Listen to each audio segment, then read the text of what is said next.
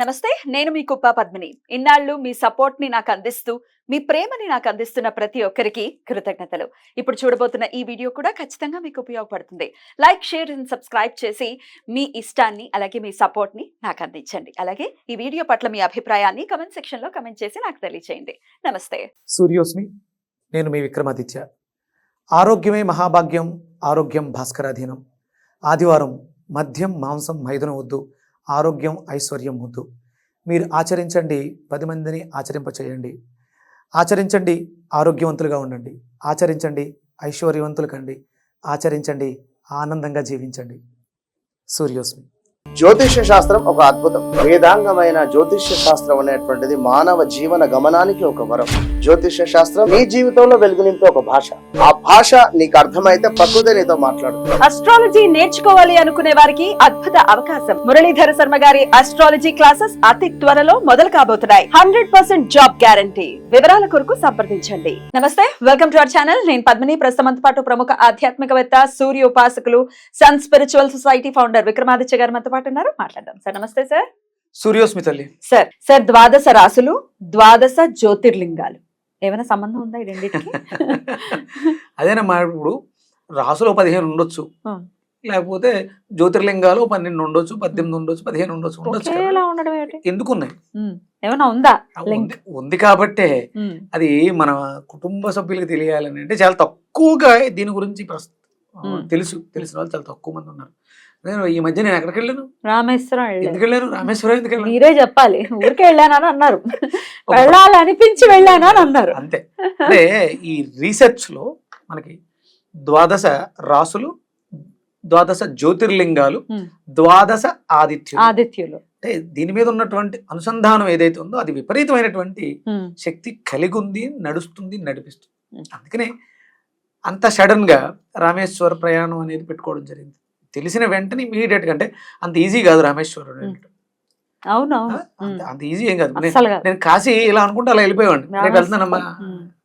నాకు అంటే మన తలరాతలు, ఇప్పుడు నేను మేషరాశిలో పుట్టాను, నా తలరాత మార్చుకోవాలంటే అది ఎక్కడుంది, దానికి స్క్రిప్ట్ ఎక్కడుంది అంటే రామేశ్వరంలో. ఈశ్వరుడు పాదాల చెంతనుందా? రామతీర్థం. అంతే అంతే. ఆయన చెంతనే ఉంది. ఆ ఈశ్వరుడే సృష్టి స్థితి లయకారకుడైనటువంటి ఆయన చేతిలోనే ఉంది. అంటే ఏమిటి, మేషరాశి వాళ్ళు రామేశ్వరం వెళ్ళాలి. ఇప్పుడు చూడండి, ఒక ఆలోచించండి. మనకు 18 శక్తి పెట్టారు, 12 జ్యోతిర్లింగాలు. అంటే శివాలయాలు మనకి చాలా ఉన్నాయి, కానీ ఈ 12 జ్యోతిర్లింగాలుగా. అంటే జ్యోతి అంటే ఏంటి? మళ్ళీ వెలుగు, జ్ఞానం, జ్యోతి. మనకి అంటే జ్యోతిష్యం మీకు ఏం చూపిస్తుంది అంటే దారిని చూపిస్తుంది, దారిని అద్భుతంగా చూపిస్తుంది. ఇక్కడ మనం ఈ 12 రాసులకి సంబంధించి నాకు తెలిసి తెలుగులో మనం ఫస్ట్ వీడియో జ్యోతిర్లింగాలకు సంబంధించి ఎప్పటిదాకా ఎప్పుడు మాట్లాడలేదు. అంటే ప్రతి వాళ్ళకి సంబంధించి, ప్రతి జాతకానికి సంబంధించిన ఒక చిట్ట ఒక్కొక్క చోట చూడండి, ప్రాణం చిలకలో ఉంది అన్నట్టుగా మేషరాశి వాళ్ళ భవిష్యత్తు, ఉజ్వల భవిష్యత్తు రామేశ్వరంలో ఉంది. ఎంత కాన్ఫిడెంట్ గా చెప్తున్నారు? ఎంత వరకు ఇది ఖచ్చితంగా నమ్మచ్చు అని అంటే ఏం చెప్తారు? ఊరికే అంటే పరమేశ్వరుడు దయాళువై మన అభ్యున్నతి కోసం అద్భుతమైనటువంటి క్షేత్రాన్ని, ఇప్పుడు రాముల వారు అక్కడ ఆయన రావణాసురుడి సంహారం, సీతాదేవిని తెచ్చుకోవడం ఇవన్నీ జరిగింది. అక్కడ ఎందుకు దేవాలయాన్ని ప్రతిష్ఠించాలనిపించింది? బ్రహ్మహత్యా పాతకం. ఇప్పుడు రావణాసురుడు బ్రాహ్మణుడు, ఖచ్చితంగా హత్యాపాతకం అంటుకోకుండా అక్కడ లింగాన్ని ప్రతిష్ఠించారు. అప్పుడు ఎందుకు చేయాలి? వెళ్ళి వచ్చి రాజ్యం చేసేటప్పుడు ఎప్పుడో వచ్చి మళ్ళీ చేయొచ్చు కదా? కాదు. అంటే మన భారతదేశంలో ప్రతిదానికి కూడా ప్రాంతాలకు ఉన్నటువంటి వైశిష్ట్యతని అనుసరించి అక్కడ ఉన్నటువంటి ఎనర్జీస్ని బేస్ చేసుకుని, ఇది కేవలం రాముడు తరించడం కోసమే, తను చేసినటువంటి బ్రహ్మహత్యా పాతకాన్ని తుడుచుకోవడం కోసమే అయితే 10 మందికి తెలియాల్సిన అవసరం లేదు, మనకి ఎవరికి చెప్పాల్సిన అవసరం లేదు. కానీ ఇది అంటే యుగాలు మారిన తర్వాత కలియుగంలో కలి మాయ నుంచి మనం బయటపడటానికి, మనల్ని ఆ చీకటిలోంచి వెలుగులోకి నడిపించడం కోసం ఒక్కొక్కరు ఒక్కొక్క నక్షత్రంలో, ఒక్కొక్క పాదంలో, ఒక్కొక్క రాశిలో జన్మ తీసుకుంటూ ఉంటాం. దానన్నిటికీ దారి చూపించేది ఈ జ్యోతిర్లింగాలే. సో ఈ 3 నక్షత్రాల వాళ్ళు వెళ్ళాలి ఆబ్వియస్ గా, అంతేనా? అశ్వని, భరణి, కృతిక, ఒకటో పాదం వాళ్ళు. సో పాదాలు అవి తెలియని వాళ్ళైనా కృత్తిక ఒకవేళ అందుకనే ఎలా? మళ్ళీ ఇక్కడ దయాలుగా కూడా ఆలోచించి ఆ. చూచేలోల ఆ. నక్షత్రాలకి పేరు పేర్లు బట్టి అక్షరాలు. మీకు వచ్చినటువంటి నామకరణం. ఊరికే మీ పేరు పద్మిని కాదు, అంటే ఇప్పుడు మీకు నక్షత్రం తెలుసు కాబట్టి పద్మిని అని పెట్టారు. ఆ సమయానికి అక్కడ ఉన్న వాళ్ళలో ఆ స్ఫురణ పెద్దవాళ్ళలో, అంటే పూర్వం రోజుల్లో ఈ రాసుకోవటాలు అవి తెలియదు, రాసుకునేవారు కాదు. ఎవరో వస్తారు ఆ సమయానికి ఉన్నటువంటి గ్రహస్థితిని అనుసరించి ఈ పేరు ఈ వీళ్ళకి పెడితే అది గుర్తుగా ఉంటుంది అని పెట్టడం కూడా జరిగింది. అంటే భగవంతుడి సూచనే మనకు పెట్టే ప్రతి పేరు. తినేవాడి పేరు రాసి ఉంటుంది అన్నట్టుగా ఆ పేరు కూడా మీకు ఆ విశిష్టతని తీసుకొస్తుంది. సరే మరి నక్షత్రం తెలియని వాళ్ళైతే ఏ రాసో తెలీదు, అక్షరాలని బట్టి అయితే ఎవరెవరు సార్? నామ నక్షత్రాలు మనం తీసుకుంటే చూ చే చోళ, ఇది అశ్విని 4 పాదాల వరకు వస్తుంది. అలాగే భరణి లీ లు లే లో, లీ లు లే లో, ఇది భరణి వాళ్ళకి వర్తిస్తుంది. ఆ ఈ ఉ ఏ, కృతిక ఒకటో పాదం. ఆ ఈ ఉ ఏ. ఓకే. ఈ నామ నక్షత్రాలు కలిగిన వాళ్ళు మనం కంపల్సరీ, అంటే మిగతా వాళ్ళు వెళ్ళక్కర్లేదు దాకా వీళ్ళు కంపల్సరీ. అంటే మన జీవితం ఇబ్బందిగా ఉంది, ఎంత చేసినా, అంటే ఎన్ని పూజలు వ్రతాలు చేసినా ఎక్కడో ఇంకా మనకి వెలితి కనిపిస్తుంది అన్నప్పుడు రామేశ్వరం వెళ్ళి అక్కడ ఉన్నటువంటి ఇసుకని తీసుకుని ఇంటికి వచ్చి తర్వాత దీన్ని తీసుకెళ్ళి మనం కాశీలో కలపడం అనేది, గంగా నదిలో కలపడం అనేది ఎన్నాళ్లలోపు అంటే ఇప్పుడు 1 సంవత్సరం సూర్యుడు ఒక రాశి నుంచి మారుతూ సంవత్సరంలో మళ్ళీ తిరిగి వచ్చే లోపు ఈ ప్రయాణాన్ని పూర్తి చేయాలి, కాశీ రామేశ్వర ప్రయాణాలు. అంటే ఇక్కడ మనం అంతా కూడా ప్రతిదీ కూడా సూర్య సంబంధితమయ్యే ఉంటుంది. మీరు మనసులో సంకల్పించుకోండి అమ్మా, కరెక్ట్ గా మేషరాశిలో ఆయన సంక్రమణం ఏప్రిల్లో జరుగుతుంది. ప్రతి నెలలోనూ ఆయన సంక్రమణాలు చేస్తూ ఉంటాడు. అందుకని ఆయా రాశుల వాళ్ళకి అప్పుడు ఆ యోగాన్ని ఇస్తూ ఉంటాడు. ఆయన మేషంలో ఉచ్చ స్థితిలో ఉంటాడు రవి. నేను చాలా గర్వంగా చెప్తాను, నేను చాలా మంది జాతకాలు చూశాను, విపరీతమైనటువంటి ఉచ్చ స్థితి. అంటే ఇప్పుడు నేను సూర్యోపాసన చేస్తాను, ఎంత గర్వంగా ఫీల్ అయినంటే రామేశ్వరంలో మనకి ఏం తెలుసు, భాష కాదు. ఒక ఎస్ఐ గారు నాకు అక్కడ మొత్తం అన్ని, ఆయన పేరు నల్లస్వామి, అకామిడేషన్ కానీ వెహికల్ కానీ దర్శనాలు కానీ ఇవన్నీ ప్రోటోకాల్లో చేయించారంటే కారణం ఎవరు? సూర్యనారాయణమూర్తి. అందరికంటే మనకు కావాల్సినవన్నీ మనం సంకల్పించు నీదే భారం.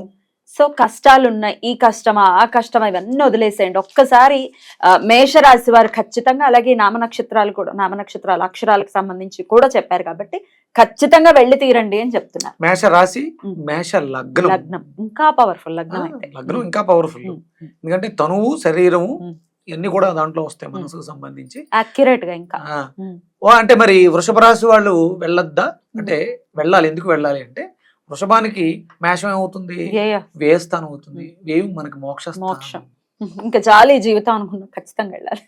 అంటే ఇప్పుడు ఈ దుర్భరమైనటువంటి జీవితాలు వద్దు అనుకున్నప్పుడు అందుకని వేయాలి. అలాంటి మరి మిథున వాళ్ళకి అక్కర్లేదా?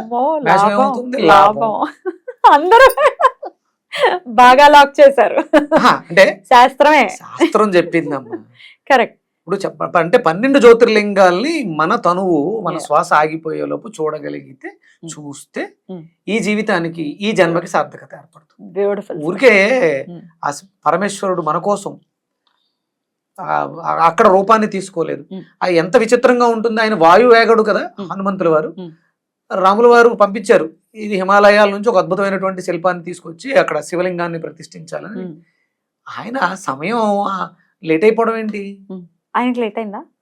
ఆంజనేయ స్వామి వారు రావట్లేదని సీతాదేవి అక్కడ ఉన్నటువంటి ఇసుకతోటి సైకత లింగాన్ని తయారు చేసి పెట్టేసింది. అదేంటి, ఒక పెద్ద లింగాన్ని పెట్టాలి అనుకున్నప్పుడు ఆయన వాయువేగం కదా. అసలు సంజీవిని ఇలా వెళ్ళి అలా తీసుకొని వచ్చారు కదా, అలా తెచ్చిన వాడికి ఇదెందుకు లేట్ అయింది అంటే ఇక్కడ భగవంతుడి యొక్క సంకల్పం ఎంత గొప్పది. మనం ఇసుకని తీసుకుంటున్నాం, అక్కడ ఆ ఇసుకని తీసుకొచ్చి గంగా నదిలో కలుపుతున్నాం. ఇక్కడ గంగను పట్టుకెళ్ళి అక్కడ స్వామి వారికి అభిషేకం. వాటింటికి ఏంటి సంబంధం, అద్భుతమైనటువంటి సంబంధం. మీకు జాతక దోషాల్లో అంటే మనం ఇంకొక ఎపిసోడ్లో మాట్లాడదాం. కాశీలో మనం చూడని ఇంకొక దేవాలయం ఉంది, అక్కడికి వెళ్ళాలి. నెక్స్ట్ ఎపిసోడ్ లో అయితే నెక్స్ట్ ఎపిసోడ్ లో చూడొచ్చు తప్పకుండా. అయితే మేషరాశి గురించి చెప్పారు, మరి వృషభ రాశి గురించి మనం అన్ని రాసుల గురించి ఒక్కొక్క రాశి గురించి సపరేట్ గా చెప్తారా? ఇక్కడే చెప్పేస్తా. మరి మంత్రం చెప్పాలిగా. మంత్రం కూడా ఉంటుందా? చెప్పండి సార్. డెఫినెట్లీ చెప్పండి. అంటే ఒకవేళ మనకి వెళ్ళటానికి అవ్వలేదు, ఇబ్బందులుగా ఉంది, ఆ స్వామిని మనం అంటే ఇప్పటికిప్పుడు వెళ్ళడానికి లేదు, కొన్నాళ్ళు పోయిన తర్వాత అనుగ్రహం ఆ మంత్రాన్ని ఉచ్చరించడం ద్వారా మనం మన ప్రతి అంటే సాధారణంగా శివాలయం లేని గ్రామం ఉండదు ఉండదు ఉండదు ఒకవేళ అలా లేదు అంటే అక్కడ ఉన్నవాళ్ళు అంటే స్వామి ఏం చెప్పారంటే ఆ ఊర్లో భుజించడం కూడా పాపం అన్నారు. 100%. అందుకని ఏంటంటే ప్రతి ఊర్లో శివాలయం ఉంటుంది, ఆ శివాలయంలో కూర్చుని స్వామి నీ దర్శనం చేసుకోవడానికి రామేశ్వరం రాలేకపోతున్నాను, అనుగ్రహాన్ని ఇవ్వు అని చెప్పేసి అని ఈ మంత్రాన్ని ఉచ్చరించడం ద్వారా, ఈ మంత్రాన్ని చదువుకోవడం ద్వారా వాళ్ళకి ఆ యోగ్యత అద్భుతంగా కలిగి సమస్యలు తీరి అద్భుతమైనటువంటి స్వామి దర్శనం చేసుకోవడానికి వెళ్ళడానికి యోగ్యత ఏర్పడుతుంది. ఏమిటా మంత్రం అయితే? ఇది అంటే మేషరాశికి బాధకుడు శనేశ్వర్ల వారు అవుతున్నారు 11వ ఇంట్లో. అందుకని మనకి చూడండి ఒక చిన్న సామెత నానుడిగా ఉంటుంది, రామేశ్వరం వెళ్ళినా శనేశ్వరం వదలలేదు అంటే అక్కడికి వెళ్తే వదులుతుంది, వదలలేదు అంటే గట్టిగా పట్టుకుంది, ఇంకా ఏదో మనం చేసినటువంటి పాపం ఎక్కువ ఉంది. అందుకని ఆ దోషాన్ని తొలగించుకోవడానికి ఈ నామస్మరణాన్ని చేస్తూ అక్కడ కాశీలో నాకు స్వామి అంటే ఎక్కువ కాశీ వెళ్ళి రామేశ్వరం వెళ్ళి ఆ 21 బావిల్లోనూ స్నానం ఆచరించి నిష్ఠతో నియమంతో భక్తితో శరణు వేడితే తీరని కష్టం అంటూ ఉండదమ్మా. అంటే కోరికలు లేని స్థితికి వెళ్ళిపోవాలి మనం, అప్పుడే అద్భుతమైనటువంటి యోగ్యత కలుగుతుంది మనకి. మంత్రం చెప్తానమ్మా. రామేశ్వర తీర్థయాత్ర సుత్రామపర్ణి జరరాశి యోగే నిబధ్య సైతం విషైకర సంఖ్యే శ్రీరామచంద్రేన సమర్పితంత రామేశ్వరాఖ్యం నియతం నమామి. ఈ మంత్రాన్ని డిస్క్రిప్షన్ లో ఇవ్వండి, ప్లే అవుతుంది ఆల్రెడీ. సో ఖచ్చితంగా ఈ నామాన్ని శివాలయంలో కూర్చుని ఎన్నిసార్లు చేయమంటారు? 18 సార్లు ఆ స్వామి వారికి. మీకు ఇది అద్భుతమైనటువంటి సమయం ఏంటంటే ఆదివారం. హిందువు భారతదేశంలో ఉన్నాం, హిందువు అనే వాళ్ళందరూ కూడా ఆదివారాలు ఎక్కడ ఉండాలమ్మా? శివాలయంలో ఉండాలి. ఎందుకంటే మనకి సూర్యనారాయణమూర్తి ఆలయాలు చాలా తక్కువగా ఉన్నాయి, అక్కడ అందరం అరసవెల్లి వెళ్ళలేము. అందరం ఇప్పుడు మనకి చిక్కవరంలో ప్రతి ఆదివారం అన్నదానం జరుగుతుంది. బ్యూటిఫుల్. వెళ్ళి ఆ ఈశ్వరుడి యొక్క అనుగ్రహాన్ని పరిపూర్ణంగా మేషరాశి వాళ్ళు పొందాలి అని మనస్ఫూర్తిగా కోరుకుంటూ, ఇక నెక్స్ట్ ఎపిసోడ్స్ లో వృషభ రాశి గురించి వివరంగా ఏ నక్షత్రాల వాళ్ళు, ఏ పాదాల వాళ్ళు ఉంటారు, ఏంటి, ఇవన్నీ కూడా నెక్స్ట్ ఎపిసోడ్స్ లో మాట్లాడుకుందాం, అన్ని రాశుల గురించి. Thank you sir. నమస్తే. సూర్యస్మిత.